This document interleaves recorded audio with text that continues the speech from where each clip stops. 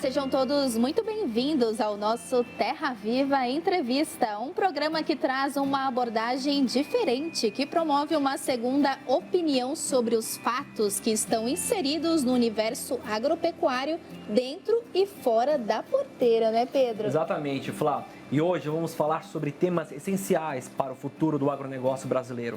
Como vamos explorar, como as entidades, como o foco, a inovação, a sustentabilidade está inserida nesse contexto. Claro, as mudanças também nos marcos regulatórios.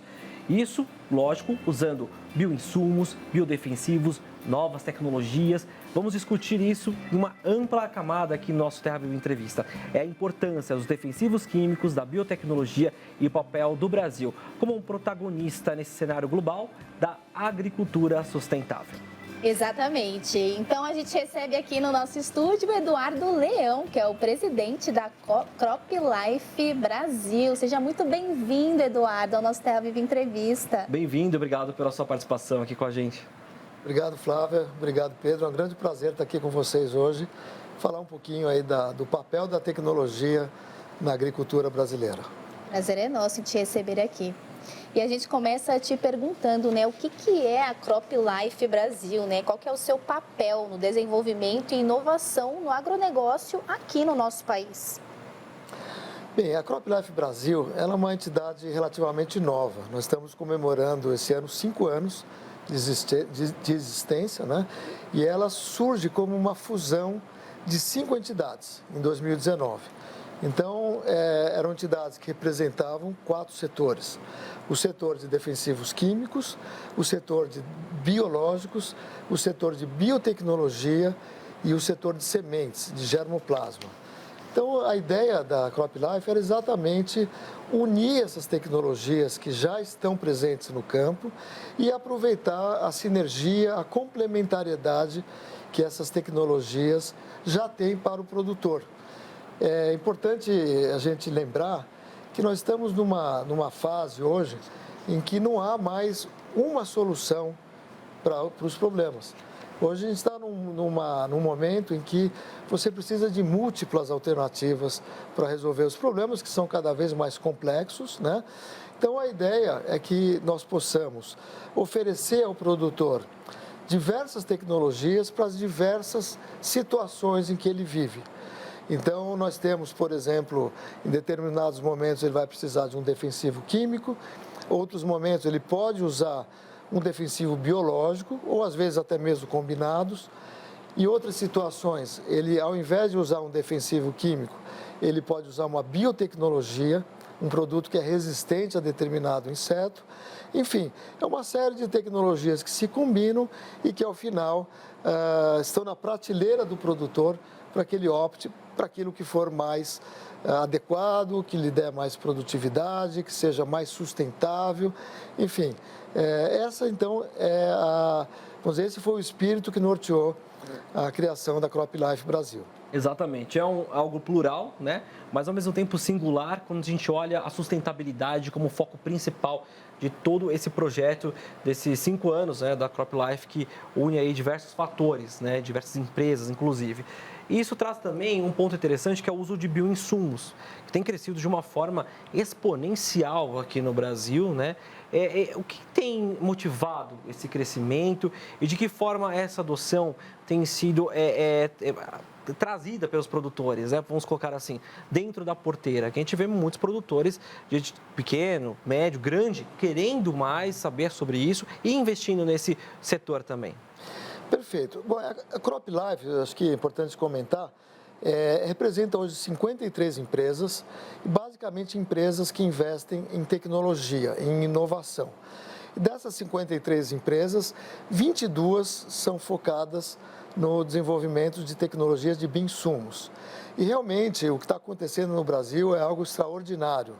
Para você ter uma ideia, nós temos hoje um ritmo de crescimento 4 vezes maior do que o resto do mundo. Olha só. Então, nós temos hoje aí uma média dos últimos 3 anos de crescimento anual da ordem de 20%.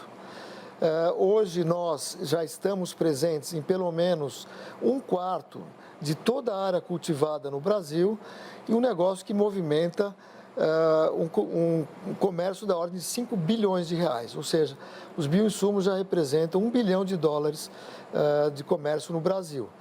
É importante também observar o seguinte, os bioinsumos já são usados em várias partes do mundo, mas diferentemente do que se usa, por exemplo, da forma como se usa na Europa, nos Estados Unidos, que normalmente é utilizado em alguns nichos, né, algumas culturas específicas, muitas vezes em casas de vegetação, o Brasil passou a adotar os bioinsumos numa agricultura de larga escala.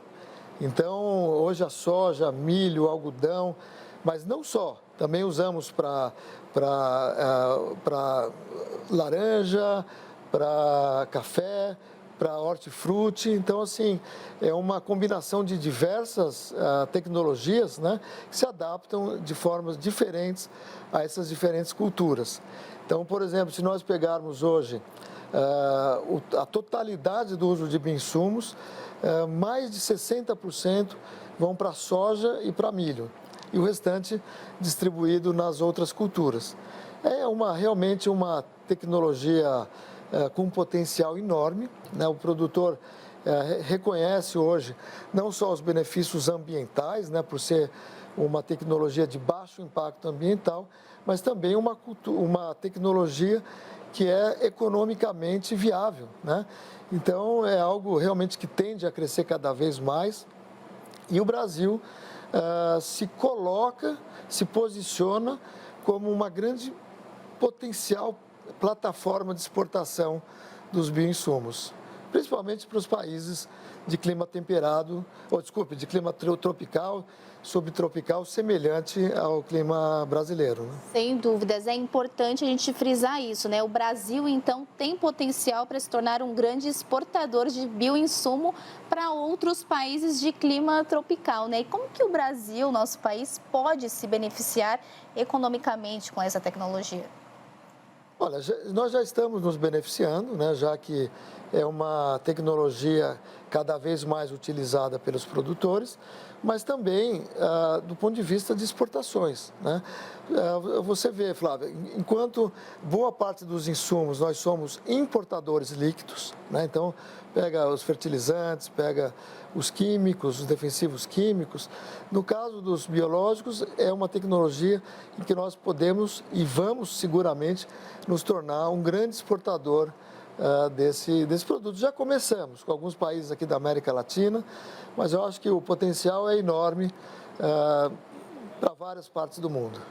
Perfeito. Bom, por falar nos novos capítulos da história, recentemente o presidente Lula sugeriu a substituição dos pesticidas por bioinsumos, né? Essa substituição é realmente viável no atual cenário da agricultura brasileira? Se a gente colocar os desafios que estão presentes, como a questão climática, a questão também de produtores que continuam trazendo problemas acarretados por safras anteriores, preços de commodities, ou seja, vários fatores que culminam aí no encarecimento cada vez maior da produção agrícola do país. Nós acreditamos que deva haver uma coexistência dessas diversas tecnologias durante muito tempo, né? Então, o que eu gosto de fazer uma comparação com a tecnologia de automóveis, por exemplo, né? Até pouco tempo, a expectativa era de que todos os carros se tornariam elétricos, né? Essa era a grande expectativa no mundo. Mas aí começou-se a observar que, na realidade, nós tínhamos um problema, que é a questão do aquecimento global, precisávamos reduzir as emissões de gases de efeito estufa, mas começou-se a observar que para cada país há uma solução distinta, mais adequada. Então, para alguns países da Europa, ou mesmo da China, a solução pode ser um carro 100% elétrico. Para outros, nós vamos ter um carro híbrido, o híbrido flex, no caso do Brasil, carro movido a hidrogênio. Enfim, uma série de soluções tecnológicas que se adequam melhor a cada condição, a cada região. Da mesma forma, é como eu enxergo que nós vamos conviver agora em relação à agricultura. Vamos ter diferentes tecnologias que vão se adequar a diferentes questões, a diferentes realidades. Nós hoje também convivemos, fazendo também um outro paralelo com os remédios, né? Nós podemos tomar homeopatia, né? Podemos tomar remédios biológicos, mas em situações dramáticas vamos ter que continuar contando com um antibiótico, um alopatia, no caso. Uma alopatia. E é dessa forma que a gente imagina que a agricultura deva passar a conviver nesse momento. Hoje, os biológicos representam ainda algo entre 6% e 7% do uso dos defensivos. Isso deve crescer. As próprias grandes empresas de químicos, todas elas, sem exceção, estão investindo muito na produção de novos biológicos, porque acreditam, né, que essa tecnologia vai ter cada vez mais peso na produção agrícola. Mas a expectativa é que isso seja feito de uma forma paulatina e de tal forma que essas tecnologias convivam durante muito tempo ainda de uma forma sinérgica. Recapitulando o que o presidente Lula falou, mostra mesmo assim uma sinalização do próprio governo de criar políticas públicas, caminhos que, podemos dizer, facilitem o acesso e também promovam, né, as pesquisas, as inovações nesse sentido, né? Aliás, acho que tem um aspecto importante. Eu acho que esse pronunciamento do presidente Lula, eu acho que realmente ele aponta para uma direção adequada, mas não necessariamente a solução passa pela obrigatoriedade na redução de defensivos químicos. Eu acho que tem um espaço para um diálogo muito grande, até porque, Pedro, um ponto muito importante é que os defensivos químicos, a cada nova molécula descoberta, eles tendem a ser cada vez mais sustentável, né? Então, para você hoje desenvolver uma nova molécula, isso leva algo perto de 8 a 10 anos, né? Com uma série de análises, de testes, seja de eficiência agronômica, seja de impactos ambientais, seja de impactos sobre a saúde humana. E não há hoje como imaginar que uma empresa vai seguir no desenvolvimento daquele produto se ele não for mais sustentável do que os anteriores, que se ele não for mais seletivo, ou seja, que ele atinja menos as pragas e os insetos que você deseja controlar. Então, uma solução que acho que talvez seja resolvida pela nova lei de defensivos químicos vai ser nós aprovarmos esses novos produtos num ritmo mais acelerado. O Brasil hoje é um dos países que leva mais tempo para aprovar uma nova molécula. Então, enquanto os outros países, inclusive a Europa, Estados Unidos, estão levando hoje algo próximo a 3 anos para aprovar uma nova molécula nos seus países, nós estamos levando 7, 8 anos. Então, nós estamos deixando de ter acesso a produtos mais sustentáveis por conta de uma burocracia excessiva que ainda existe no país. E a gente espera que com a nova legislação que foi aprovada no final do ano passado, nós tenhamos mais eficiência.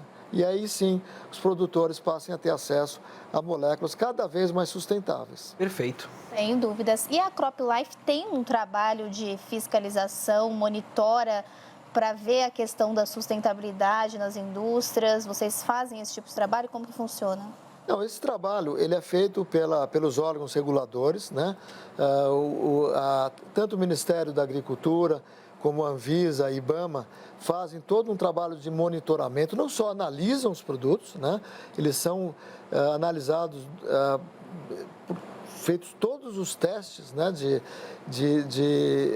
adequação desses produtos às condições toxicológicas, ecotoxicológicas e eficiência agronômica.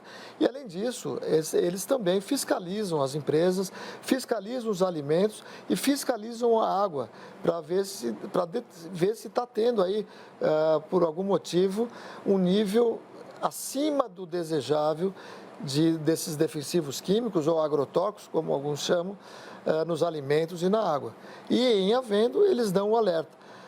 É importante mencionar que, apesar de todas as críticas que nós ouvimos aí com muita frequência, esses órgãos, que são órgãos do Estado brasileiro, eles atestam não só a adequação desses produtos ao meio ambiente e à questão de saúde, mas também que os produtos estão sendo utilizados de uma forma correta e adequada. São os mesmos órgãos, inclusive, que autorizam vacinas, que autorizam remédios, ou seja, eles estão aí para fiscalizar e por isso mostra ainda mais o quanto o trabalho é sério e quanto esses pesticidas, agrotóxicos, enfim, qual seja o nome dado, esses produtos químicos, estão em conformidade dentro do que a ciência permite e aquilo que está na modernização no campo e também da absorção do corpo humano que vai consumir aquele alimento posteriormente.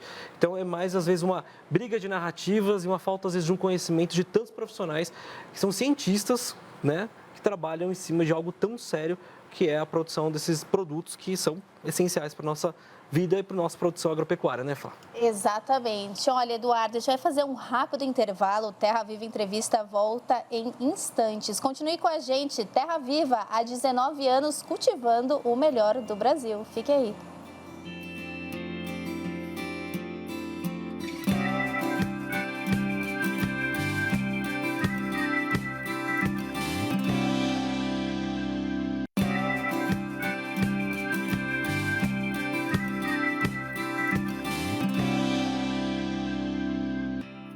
Estamos de volta com o nosso Terra Viva Entrevista. Exatamente, Flá. Hoje nós estamos recebendo aqui no estúdio o Eduardo Leão, que é presidente da CropLife Brasil, trazendo um panorama sobre os produtos, sobre as biotecnologias, tudo aquilo que está sendo discutido neste exato momento. E por falar em discussão, né, o Congresso está debruçado sobre uma questão importante, que é a questão da modernização.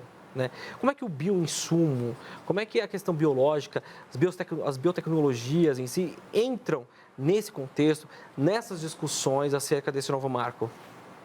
Não, essa pergunta é muito boa. Nós acabamos, como eu mencionei há pouco, de aprovar um novo marco regulatório para os defensivos químicos, né? No final do ano passado, depois de quase 25 anos de discussão dentro do Congresso Nacional. Acho que foi um marco muito importante, porque ele vai dar maior eficiência para o processo. Nesse momento, está sendo discutido agora um marco regulatório específico para os produtos biológicos, para os bioinsumos. Isso é muito importante. Por quê? Porque se não for assim, os biológicos estão sob a égide da lei dos defensivos químicos. E nós sabemos que tem especificidades muito distintas, né, entre os químicos e os biológicos do ponto de vista da sua regulação, né, do ponto de vista do seu uso, do ponto de vista da aprovação de registros, né, dos novos produtos.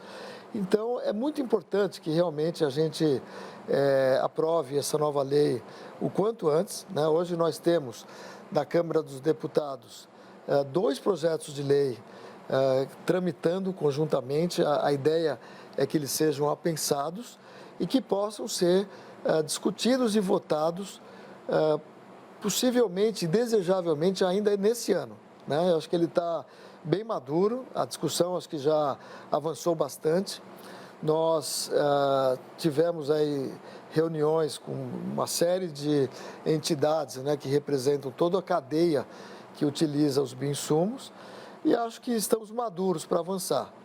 Acho que vai ser muito importante, porque esse projeto ele vai regulamentar não só o uso da produção on-farm, né, que é a chamada, que é a produção própria, né, onde os produtores multiplicam esses produtos nas suas fazendas, e que já é uma grande realidade no Brasil, mas precisa de uma normatização.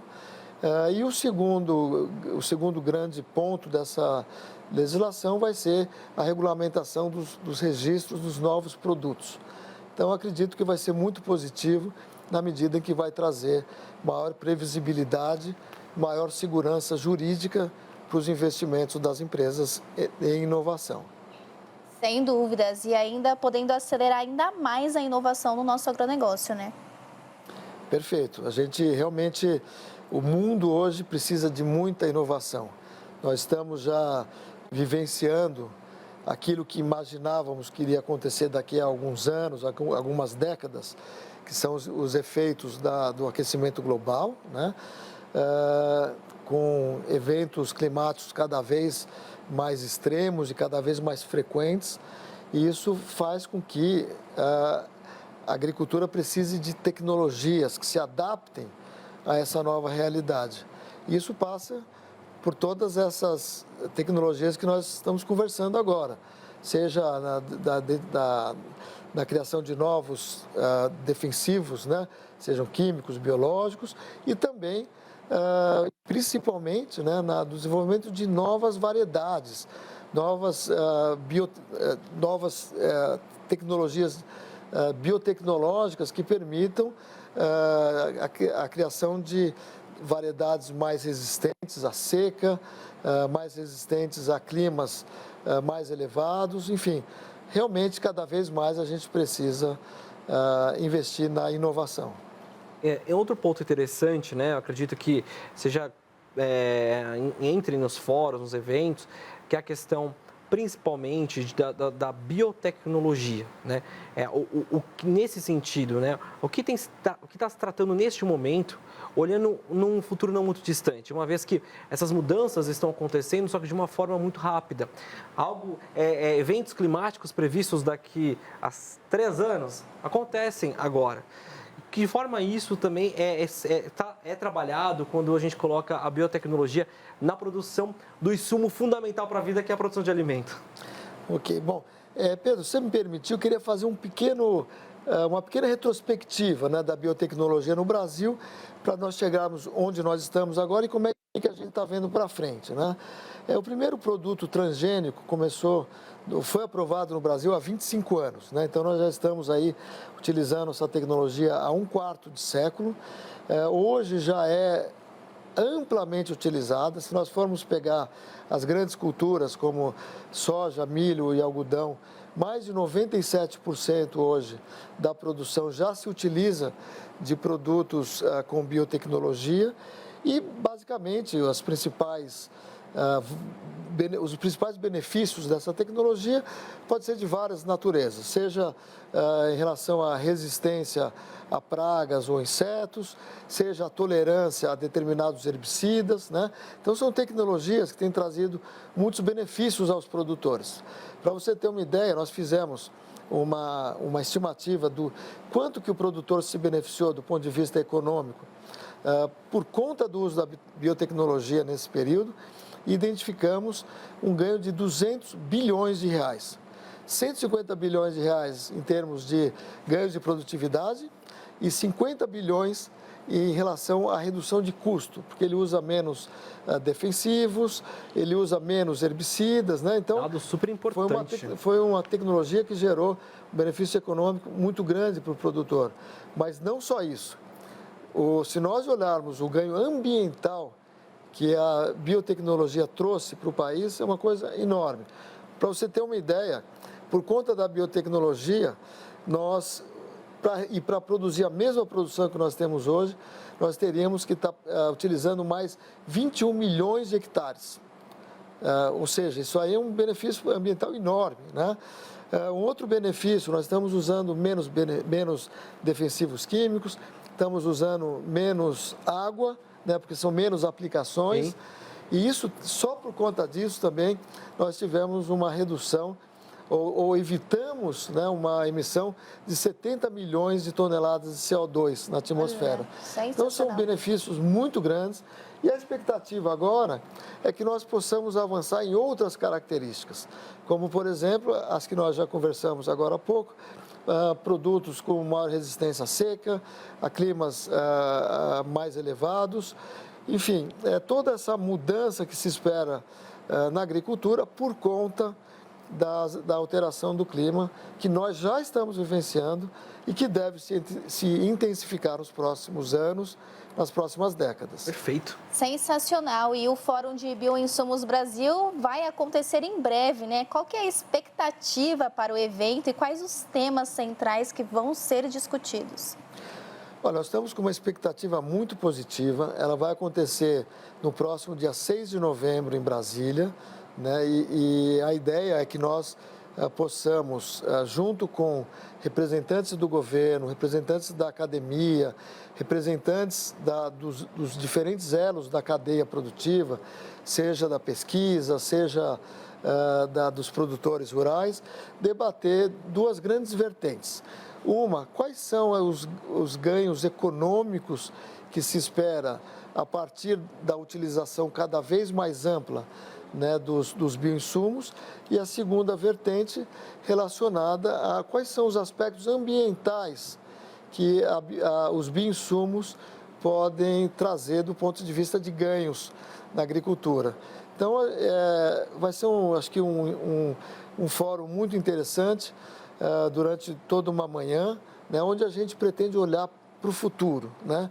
O que a gente precisa fazer hoje para que nós possamos ter todos os benefícios que essa nova tecnologia, uma tecnologia de baixíssimo impacto ambiental, pode trazer para a agricultura brasileira nos próximos anos. Inclusive contribuindo para a questão da regulamentação, né, expansão do uso, né, desses bioinsumos aqui no país. Vai ser, de fato, um fórum muito plural, com muitos assuntos que são, de fato, o presente para construir esse futuro, presidente. É isso, e estão todos convidados para participar, dia 6 de novembro, no Unique Palace, em Brasília. Exatamente, está feito o convite imperdível. E, Eduardo, quero agradecer muito a sua participação aqui hoje no nosso Terra Viva Entrevista. Muito obrigada por compartilhar aqui com a gente toda a sua experiência, seus conhecimentos e, claro, te deixar o convite para você voltar mais vezes. O canal Terra Viva está sempre de portas abertas para você e para a Crop Life Brasil, viu? Obrigado, presidente. Grande prazer, Pedro, Flávia. Espero poder continuar essa conversa em outras oportunidades. Estamos sempre à disposição. Com certeza, foi enriquecedora. Certamente você tem uma segunda opinião sobre este tema, esse assunto e, claro, ver como tem pessoas empenhadas nessa seriedade que é a produção de alimentos no nosso Brasil. Inclusive, você pode rever o Terra Viva Entrevista com o Eduardo Leão e também outros aqui que nós temos lá na nossa página no YouTube, quando e onde você quiser. Convido também você a acompanhar o canal Terra Viva em todas as nossas plataformas digitais para você ter as principais informações do agronegócio brasileiro na palma da mão, né, Flá? Exatamente. Fica por aqui o nosso Terra Viva Entrevistas de hoje. Até o nosso próximo encontro. Tchau, tchau. Até mais.